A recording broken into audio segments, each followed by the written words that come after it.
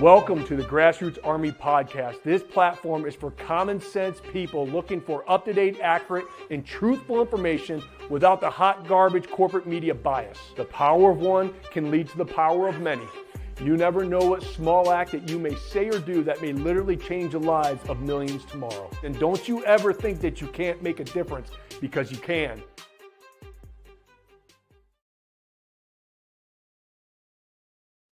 Good morning, my fellow Michiganders. Good morning, my fellow Americans. Obviously, we had something horrible go down yesterday with President Trump's possible assassination, and I wanted to sift through all the information throughout the night because there is a lot of information. There is a lot of misinformation going on. So I just wanted to bring to you all today kind of what I have filtered through right now. There's a lot of things going on all over X and everything else on social media. And that's the kind of place where they report the news faster than the corporate media. So we're going to take a little trip down story lane. I'm sorry, I've been up for most of the night, just like all of you trying to follow all this. But I want to make sure that I'm giving you as much information as possible and kind of put some things to rest that I have saw that was misinformation. Okay. So for those of you who were on the moon yesterday and don't understand what's going on right now, President Trump was shot in the ear. 1 inch to his left, we would not have President Trump. Okay. They do know who the shooter is as of right now, Thomas Matthew Crook. He's from Pennsylvania. We're going to break that down. But before I get into what I have for all of you, I want to show you the actual video of this going down. Here we go.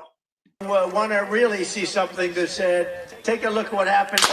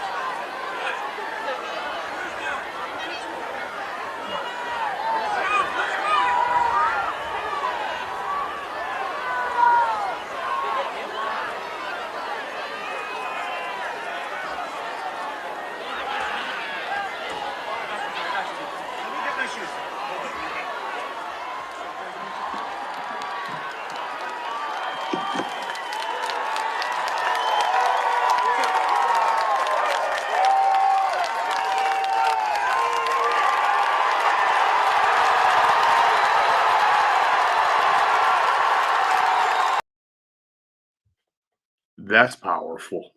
I don't care who you are. When someone like that just survives getting shot in the head, basically, and he gets up and he looks out to the crowd and screams, "Fight, fight, fight." Wow. That's all I can say is wow. Now, unfortunately, as of right now, there has been someone who was behind or off to the center because the shot came in through this way. It didn't come from the front. From what you're seeing in that camera, it came from the shot. And we're going to show you the diagram of where the shot came from. But it came from the side, and it did unfortunately kill one of the people in the crowd, and I think wounded a couple other people. So that information will come in. But just horrifying, to say the least. Okay. So I want to analyze some things because there are some videos of people who were there getting interviewed saying people saw the shooter. They saw the shooter crawling up on this building, army crawling, right, with the rifle, and they were screaming to the Secret Service, "There's a shooter. There's a shooter." And President Trump, they allowed him to continue to talk. Now, look, I'm going to tell you right now, we're never, ever probably going to know because people are like, it was an inside job. There's multiple shooters. It's like the JFK assassination. They're never, ever going to allow it to come out if it was an inside job. Was it? I have no idea. But I do have questions, just like all of you, is when I see this type of footage, I know there was a lot of mistakes made. And the shooter was only approximately 130 meters away. Now, anybody with an AR-15 with a scope, that's an easy shot. That is definitely within the distance of doing big time harm and doing it accurately. Okay, 130 meters is not that far when you have a scope. It really isn't. Now, there's wind and there's nervousness, and if you're not a trained individual, I get all that, but it's an easy shot. And my point is, this wasn't a sniper from a mile away with a 50 caliber. This was a person who was able to crawl up on a building where supposedly there's Secret Service and SWAT and police everywhere, and then get off several shots at a president, or who's going to be our president, who was our president. Okay, so I'm going to show you some footage of right before the shooting of somebody's camera where they're screaming that there's a shooter, there's a shooter. He's gone! He's gone again!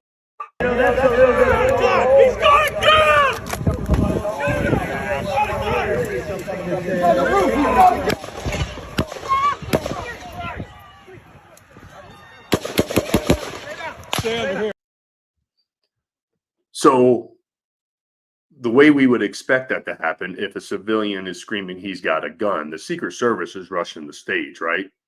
Like that's serious. That's serious. Like they're like, anybody says he's got a gun, chaos should ensue.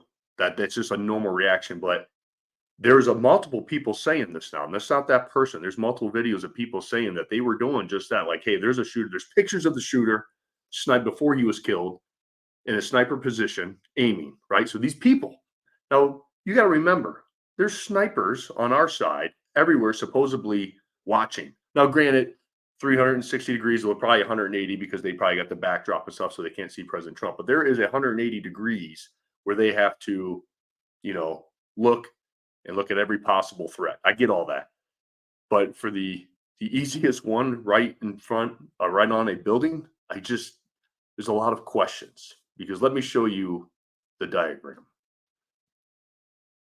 So here it is. This gentleman says, I was the sniper employment officer for my battalion that led hundreds of combat missions. There was major security lapses in the security plan that allowed a shooter to engage President Trump from 130 meters, an easy shot. I mean, he was right across the way on one of those white buildings. I'm sorry, there's not a diagram. You can kind of see it, that blue line. If you guys can see that, the little white circle at the bottom is where President Trump was, and basically 130 meters away on top of this building was the sniper, okay, the assassin who failed miserably. So again, there's a lot of questions that all of us want to know. Several seconds, yeah, it's life and death. And thank goodness the guy missed, or God blew a little wind to get that bullet just off, so it clipped his ear and not his head. So here's the reaction of one of the snipers. Now, I don't know this gentleman. I don't know his training. But I think a lot of normal people, when they hear gunfire, your first reaction is to duck. But if you are a trained individual, I think like Secret Service, SWAT, a sniper, I think your reaction would be to engage. That's how you're trained. Everybody's human. And if this guy made a mental mistake, man, I'm sure he had a horrible time sleeping last night. I just don't know. I don't know if this was the gentleman that actually made the shot that took down the shooter, thank God, or he missed his opportunity. But what I just question is, like, it looks like he looks into the scope, he sees something, he's like, what the heck is that? And then as he comes down again, the shots start and he kind of ducks, like his gun gets off kilter. I don't know. That this is all going to come out, I'm sure.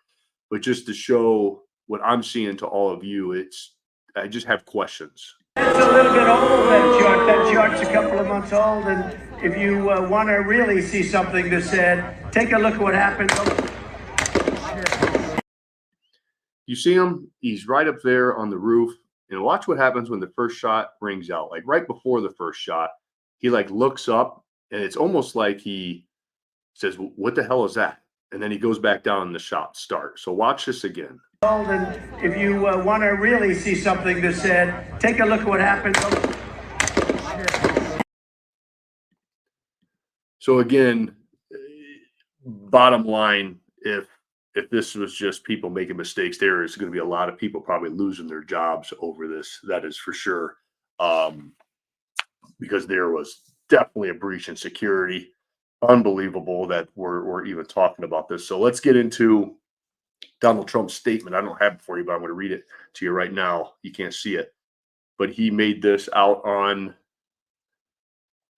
Truth yesterday. So I want to thank the United States Secret Service and all the law enforcement for their rapid response on the shooting that just took place in Butler, Pennsylvania. Most importantly, I want to extend my condolences to the family of the person at the rally who was killed, which is unfortunate, and also to the family of another person that was badly injured. It is incredible that such an act can take place in our country. Nothing is known at this time about the shooter. There is now, who is now dead. I was shot with a bullet that pierced the upper part of my right ear. I knew immediately that something was wrong when I heard that whizzing sound, shots, and immediately felt the bullet ripping through my skin.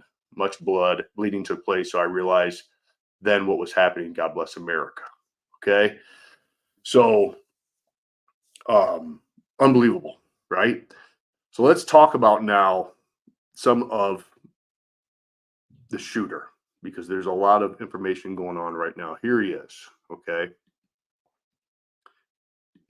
So Thomas Matthew Crooks, ID'd as a suspect who shot Donald Trump at Pennsylvania rally. Crook was a 20-year-old person from Bethel Park, Pennsylvania, which is about 40 miles south of the Butler rally. An AR-15 was reportedly recovered at the scene.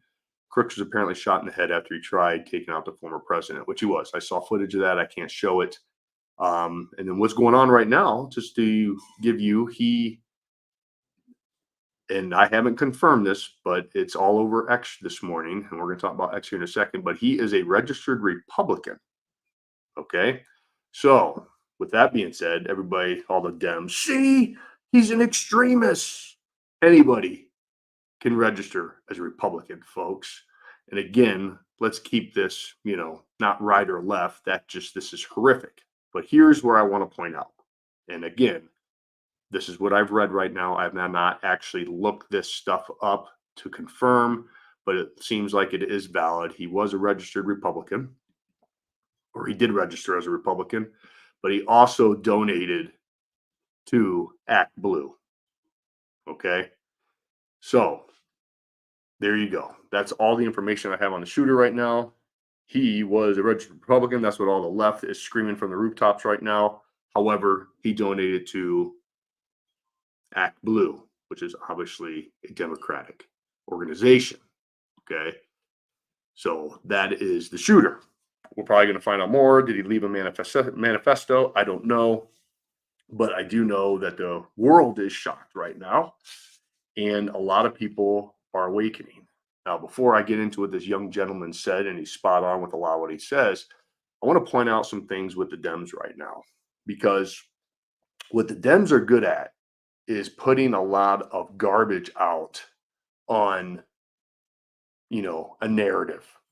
What do we constantly hear from the right wing narrative that they push out? Extremists, right? Always pushing out that we're extremists and everything else. So the Dems have to take some accountability here, because that's their constantly narrative, a threat to democracy. That's what they always push out on corporate media. That's what they say.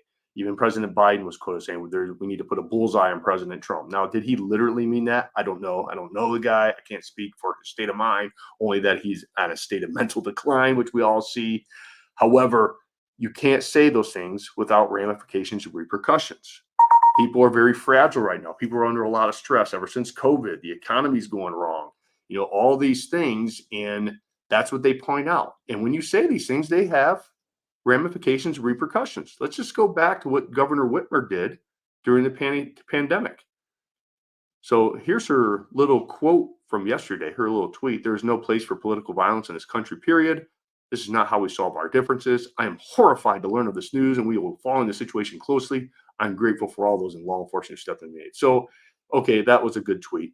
But look what she had back in the day during COVID. Now, if you look over her right shoulder, her right, our left, you see that 86-45. Okay, 45th president, 86 is to murder, okay, to kill, 86 someone. Was that her intent at the time? I don't know. Again, I'm not going to speak for people, but when you put that kind of stuff behind your video, other videos, she used to have the Fauci pillow to kind of spit in our face that she was, following the CDC guidelines and following Fauci with the mask mandates and everything else. But when you're putting out that kind of horrible, intent whether you intended it or not, perception is a big thing. And when you have these mentally crazies, because when you do these things, you're mentally crazy, that's going to gaslight them and they're going to do stuff that is wrong. Okay. So you need to own it. Quit putting out all this radical right extremists, a danger to democracy, because it looks like you guys are the ones that are gaslighting folks to do some really crazy things. Okay. And they're going to bring up January 6th. There was no guns in January 6th. That was a peaceful protest that, we all know there's a lot of shenanigans that went on, and we're still figuring out information, still trying to get footage from that. But again, you need to own the things that you're saying, and you're putting out some nasty narratives that are gaslighting a lot of horrible folks.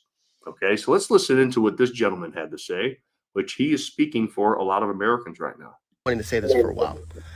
I am so tired of these diluted American brains that are listening to this theater script play out on television, telling them that reality is one thing, and they're not smart enough to step out their door and realize reality is completely different. We have the news telling us white supremacy is one of the biggest threats to our country. We have people telling us that the conservatives are the same as the neo you-know-whats. They have people saying that ultra MAGA is violent. They have people saying that Trump's trying to overthrow democracy. They have people saying that all of the violence and the civil unrest and the inflation and everything is conservative Trump fault. And I'm tired of it. If you aren't smart enough to step outside your door and look around and be like, all right, hold up. This theater that I'm watching inside isn't matching what's going on outside. Learn to do your own research. I am tired of you guys just running around, I'm a proud American, and then opening your mouth to be spoon-fed information so you can palate it. Because if you ever had to draw your own conclusion or connect your own dots, you would be completely lost and probably dye your hair purple. There is one president in this race that had an assassination attempt taken against him. As a matter of fact, if you think back to the last president that had an assassination attempt taken on him that has gotten this close, you're going to go back a ways. And if you actually look at the presidents that were assassinated and you look at what they were doing to the government money, you would realize the reason they're getting taken out isn't because some random Joe Schmo downtown doesn't want that president. It's because the system feels threatened. It's not some random person that's living out in the country that's like, I'm going to go in there and I'm going to take out Donald Trump. No, this is a systematic approach, right? Their first approach was, hey, we're going to make sure that Joe Biden gets elected and we're going to make sure he gets the votes. He got the votes. Boom. This time around, they were going to do the same thing. They were going to put Joe out there. He was going to get a landslide of votes. Joe was going to win again. But here's the thing. They decided instead of trying to do anything risky, let's just put our opponent in prison. Let's do it the legal way. Let's send him through the judicial system, get him locked up so he can't run for president. And that failed. And as a matter of fact, it garnished more support for Donald Trump. So they were like, oh crap, Joe Biden, you got to get out there and debate. You got to make sure we can sell how many votes you're going to get and people are going to believe it. But guess what? Joe went up there and fumbled the ball. It's not a coincidence that this assassination attempt happened right after Joe Biden completely fumbled the bag on the debate stage. And all of a sudden, even his own supporters are calling for him to step down. And now the system that you supposedly hate but somehow still vote liberal, that system is panicking. And the only other option they have, since they already exhausted the fake vote, they've already exhausted the legal proceedings, and now their only option is left with desperate, take him out. If you guys can't actually see this playing out, then I don't know what you're on, but I'm so sick and tired of the mentality that Americans have, being like, well, no, start paying attention. Start paying attention. The presidents that get taken out are the presidents that threaten the system. The same system that you complain incarcerates black people. The same system that won't give you health care. The same system that's doing everything that you've complained about for decades, yet somehow you keep voting for Joe Biden 1994 crime bill, Kamala Harris imprisoning black people on minor marijuana charges just to put people on our prison workforce. If you don't wake up and smell the freaking flowers, I don't know what you're going to do for the rest of your life. Stop thinking like they're telling you how to think and start thinking for yourself. That guy just dropped the mic. Spot on. Reflect back at the presidents who were assassinated, who were trying to get or were getting possibly assassinated, right? They didn't succeed. They're all trying to change the system, take down the system. And the people in charge don't like that. Like, again, I don't know all the information of the inside job or not. I have a lot of questions like yourself, but I can only bring you the information that I know as of right now. So we're going to have to continue to do our due diligence and sift through all the misinformation because it's already floating, okay? So I want to bring in right now the video of President Biden, what he said at a rally, I think 2 days ago in Michigan. So let me try to find it for you. It is today. I think this is it, folks. Well, nope, not that one. That's the epic picture. We're going to get to that here in a second. At least I have that on. 1 second. And I'm going to get to this girl here too. Let me just bring all these on. Sorry. Here we go. Trump is most importantly, and I mean this from the bottom of my heart, Trump is a threat to this nation.